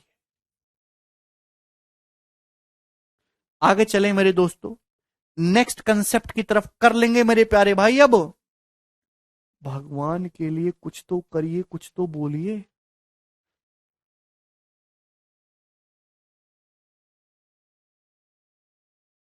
चलो मेरे दोस्तों, नेक्स्ट कंसेप्ट। अब मैं आपके सामने नेक्स्ट कंसेप्ट डिटेल में एक्सप्लेन करने वाला हूं। हम इस पे फिर बहुत सारे सवाल करेंगे, बहुत ज्यादा महत्वपूर्ण है।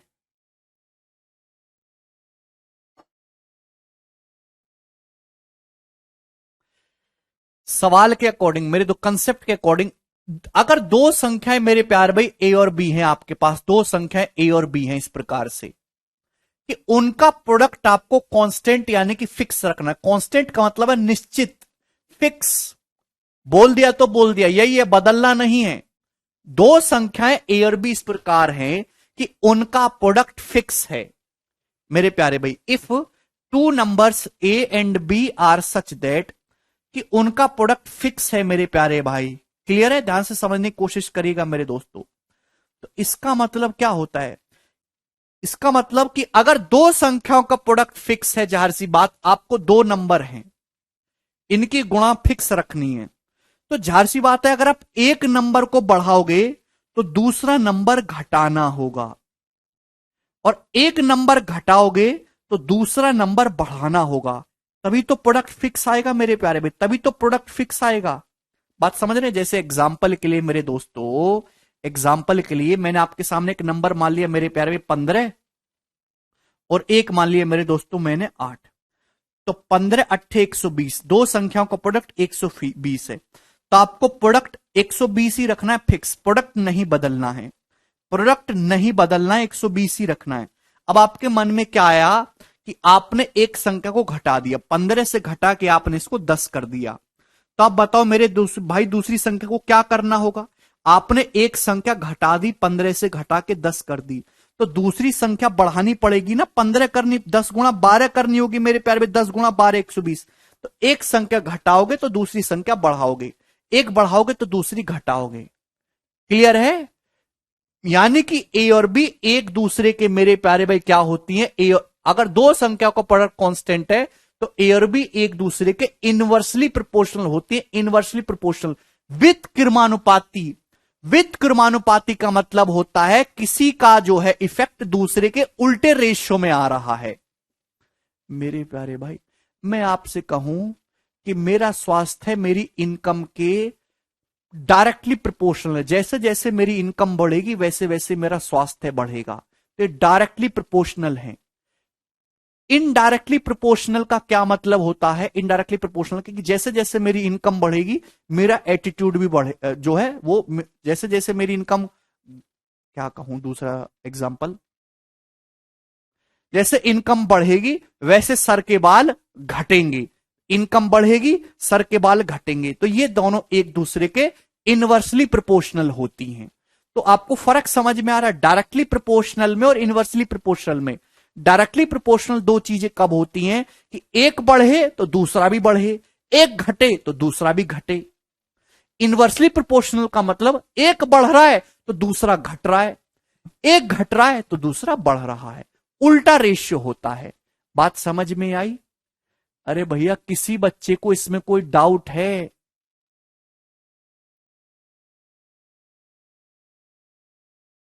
यस और नो करके बताइए।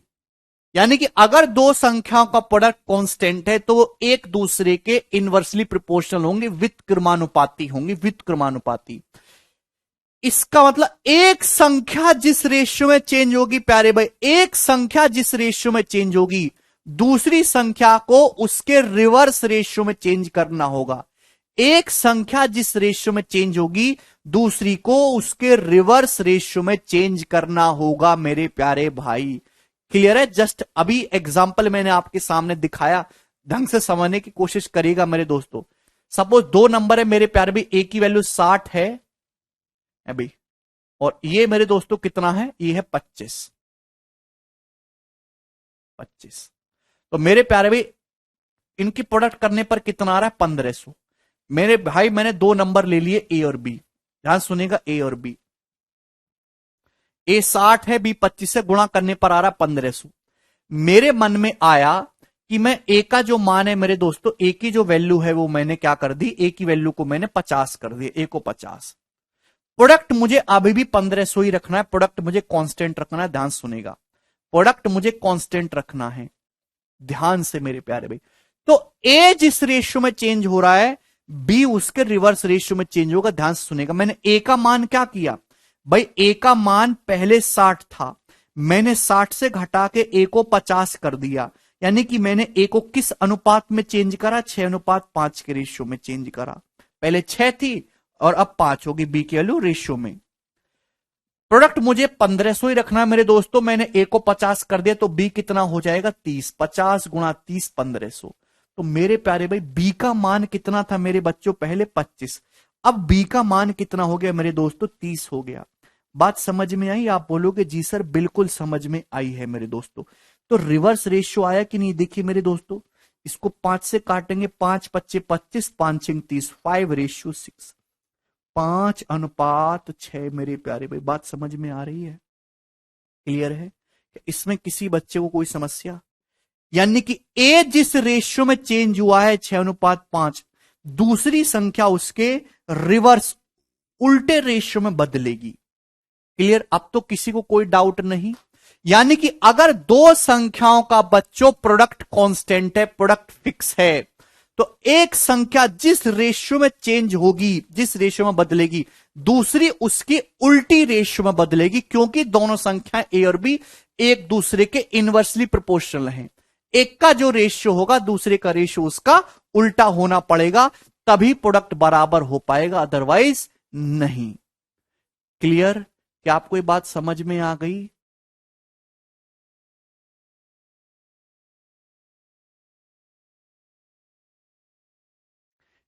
अब तो इसमें किसी स्टूडेंट को कोई डाउट नहीं। इस कंसेप्ट का हम बहुत जगह प्रयोग करेंगे, बहुत जगह। सबसे ज्यादा इसका यूज होता है एक्सपेंडिचर प्राइस कंजम्पशन पे। ठीक है ना भाई? मेरे प्यारे भाई मैं आपके सामने लिखता हूं, एक्सपेंडिचर बराबर प्राइस गुणा कंजम्पशन। एक्सपेंडिचर बराबर प्राइस गुणा कंजम्पशन।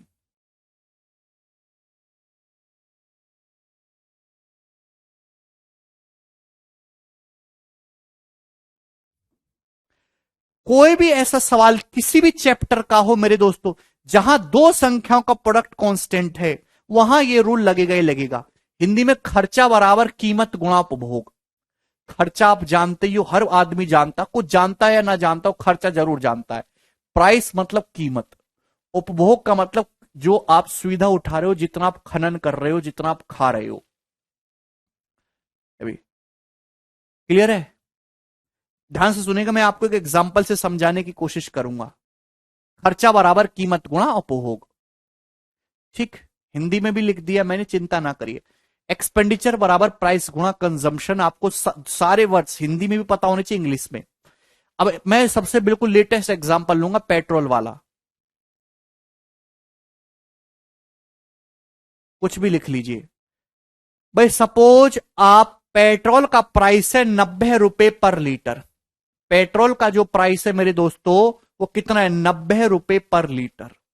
90 रुपए पर लीटर का पेट्रोल है। आप बोलोगे जी सर बिल्कुल सही, बहुत बढ़िया प्राइस है पेट्रोल का, 90 रुपए पर लीटर। और मेरे दोस्तों आप एक महीने में मेरे दोस्तों 40 लीटर पेट्रोल खर्च कर रहे हैं एक महीने में। तो अब बताओ एक महीने का खर्चा कितना हो रहा है आपका? पेट्रोल का प्राइस 90 रुपए पर लीटर है, और आप एक महीने में 40 लीटर खर्चा कर रहे हैं, 40 लीटर पेट्रोल कंज्यूम कर रहे हैं। तो कितना खर्चा हो रहा है? 1 लीटर पेट्रोल 90 रुपए का, आपने 40 लीटर भरवाया अपनी साइकिल में, मोटरसाइकिल में, तो 3600 रुपए का खर्चा होगा आपका महीने का। कितना खर्चा हो रहा है मेरे दोस्तों? 3600 रुपए का।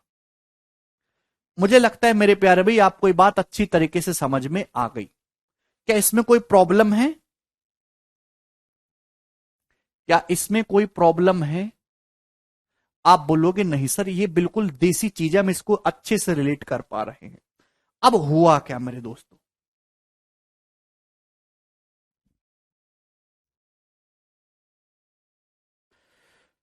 हुआ ये मेरे प्यारे भाई कि जैसे ही मोदी जी की सरकार बनी मेरे दोस्तों, यशस्वी सरकार बनी, वैसे ही, एक सेकंड,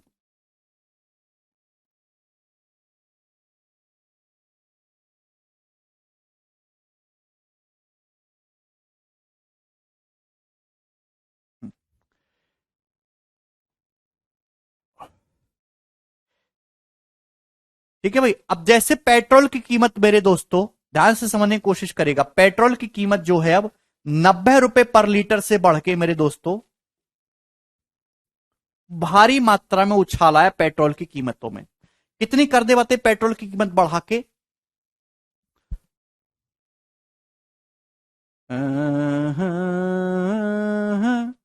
पेट्रोल की कीमत 66 बढ़ गई। पेट्रोल की कीमत कितनी बढ़ गई मेरे दोस्तों? 66 सही 2/3% बढ़ गई अचानक से। क्लियर? प्यार से समझने की कोशिश करिएगा।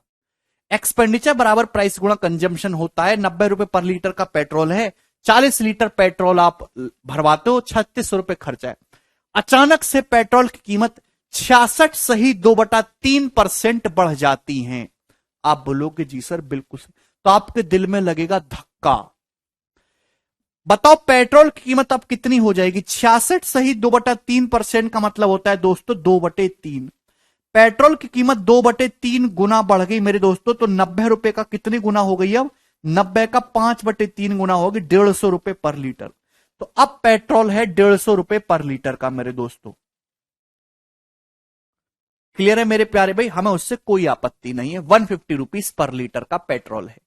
ठीक, आप बोलोगे जी सर बहुत सही, ये आपने अच्छा किया भाई। 90 का 2/3 60 रुपए होता है, तो 150 रुपए पर लीटर। चिंता ना करो, इस साल के एंड तक पहुंच जाएगी 150 रुपए कीमत।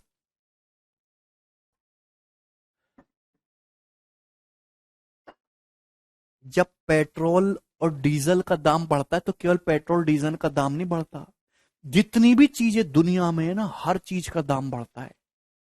हमारे देश में पेट्रोल की कीमत हर हर दिन 80 पैसे 1 रुपए बढ़ जाती है। आप जैसे लोग चुपचाप बैठे रहते हैं, कोई बोलता नहीं कि पेट्रोल महंगा हो रहा है। तुमको ये पता नहीं कि पेट्रोल की कीमत 80 पैसे बढ़ी है। आप मार्केट में देखेंगे तो उसी दिन आप चेक करोगे कि टमाटर जो कल 35 का था, वो टमाटर भी आज 45 का हो गया, टमाटर भी 35 से 40 का हो गया। केवल पेट्रोल कीमत नहीं बढ़ती, पेट्रोल डीजल बढ़ता है तो जो किसान जनरेटर से अपना कुआं चला के भरता है, जो हम पानी निकालते, जो व्हीकल है, जो सामान महाराष्ट्र से जो आलू आ रहा है वो यहां से यहां तक आएगा, ट्रक का खर्चा बढ़ गया, सब्जी महंगी हो गई, ये फोन दुबई से आएगा, वो जो है हवाई जहाज में ये फोन आएगा, तो ये फोन पे एक्स्ट्रा पैसा खर्च हुआ इसको लाने में यहां से यहां तक, और कीमत बढ़ गई इसकी। हमारी ये जो है ना, जो हमने मुंह पे जो है ये जो ताला लगा रखा है कुछ ना बोलने का ना, पेट्रोल की कीमत बढ़ जाती है रोज आए दिन और हम कुछ नहीं बोलते। ये दिन देखा आज श्रीलंका की हालत क्या है? श्रीलंका में 1200 रुपए का 1 लीटर दूध मिल रहा है, 500 रुपए किलो चावल मिल रहा है। वहां के बोर्ड का पेपर कैंसिल कर दिया गवर्नमेंट ने, वो कि उनके पास पेपर छापने का पैसा नहीं था। अलग बात है चाइना ने भिखारी बनाया, उन्होंने भी ऐसे ही कहा जैसे हमारी नीति है ना। कोई बात नहीं, कोई फर्क नहीं पड़ता हमें। ये बताइए, तो पेट्रोल की कीमत 90 है, महंगाई को थोड़ा सा कम करना चाहिए, बस महंगाई बहुत ज्यादा हो रही है, बाकी सब ठीक है, कोई परेशानी नहीं है। तो 90 को 66 सही 2/3% बढ़ाया, तो 150 रुपए पर लीटर हो गया पेट्रोल। लेकिन आपका बजट नहीं है, पेट्रोल की कीमत ही तो बढ़ रही है, इनकम थोड़ी ना बढ़ रही है आदमी की। आदमी की इनकम थोड़ी ना बढ़ रही है। इनकम 3600, खर्चा वो 3600 ही कर सकता है मेरे दोस्तों, खर्चा नहीं बदल सकता। आदमी कम चलेगा, पैदल चलेगा धूप में, लेकिन पहले 3600 का बजट फिक्स था, आज भी 3600 का ही बजट है, पेट्रोल पे ज्यादा खर्चा नहीं कर सकता। तो जाहिर सी बात है मेरे दोस्तों, और आदमी को मोटरसाइकिल कम चलानी पड़ेगी, उसका कंजम्पशन कम हो जाएगा। तो अब कितना कंजम्पशन होगा मेरे प्यारे भाई? तो आपका जवाब होगा सर जी 3600 को 150 से डिवाइड करेंगे, अब कितना पेट्रोल खर्च होगा? 3600/150, ठीक है ना? कितना आ जाएगा? 24 लीटर, 24 लीटर का अब आप पेट्रोल खर्च करेंगे मेरे प्यारे भाई। तो मेरे दोस्त ध्यान से देखिएगा, रिवर्स रेशियो में चेंज हुआ है। प्राइस पेट्रोल का 90 से प्राइस पेट्रोल का 150 हो गया, 150। क्लियर है? यानी कि किस रेशियो में चेंज हुआ? तो आपका जवाब होगा सर 3:5। यानी कि पेट्रोल का प्राइस कितना बढ़ा? 2/3 बढ़ गया मेरे प्यारे भाई, 66 सही 2/3% पेट्रोल का प्राइस बढ़ा। तो कंजम्पशन रिवर्स रेशियो में चेंज हुआ है मेरे प्यारे भाई। पहले 40 लीटर पेट्रोल भरवाते थे, ध्यान से देख रहे, अब केवल 24 लीटर ही भरवा रहे हो। तो कंजम्पशन किस रेशियो में चेंज हुआ? 8 से जाएगा, 8 पंजे 40, 8 तिया 24, 5:3 के रेशियो में। कंजम्पशन कितना कम हुआ? 5 से 3 पे आ गए, 2 कम हो गया जी, 2/5। कंजम्पशन कम हो गया 2/5, या फिर मेरे दोस्तों परसेंटेज में कहेंगे 40% कंजम्पशन कम हो गया।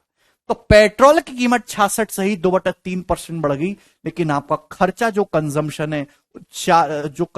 है, जो उपभोग, वो 40% कम हो गया। 5 से 3 होगी ना वैल्यू, तो कितनी कम होगी? 2/5, 40%। क्लियर है? ये मैंने आपको डिटेल में समझाया। तो जिस रेशियो में देखिए प्राइस चेंज हुआ है, कंजम्पशन उसके रिवर्स रेशियो में। आप डायरेक्ट इस चीज को कर सकते थे। सवाल ये आएगा कि किसी कारणवश पेट्रोल की कीमत 66 सही 2/3% बढ़ गई। पेट्रोल की कीमत 66 सही 2/3% बढ़ गई। आदमी को अपना कंजम्पशन कितने परसेंट कम करना चाहिए कि मेरे दोस्तों, कितने परसेंट कंजम्पशन कम करना चाहिए कि खर्चा, एक्सपेंडिचर सेम रहे? तो पेट्रोल की कीमत 66 सही 2/3% बढ़ी है, 2/3। पेट्रोल की कीमत 2/3 बढ़ी है, कंजम्पशन कितना परसेंट कम करें कि खर्चा सेम रहे? तो मेरे दोस्तों ये 2 बढ़ी है, तो कंजम्पशन भी 2 ही कम करना होगा मेरे प्यारे बच्चों। आप बोलोगे जी सर बेस कितना आएगा?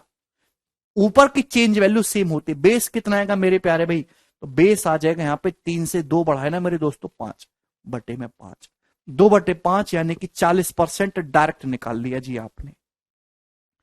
क्लियर है? आप बोलोगे जी सर बहुत बढ़िया, आज इतना ही छोड़ेंगे,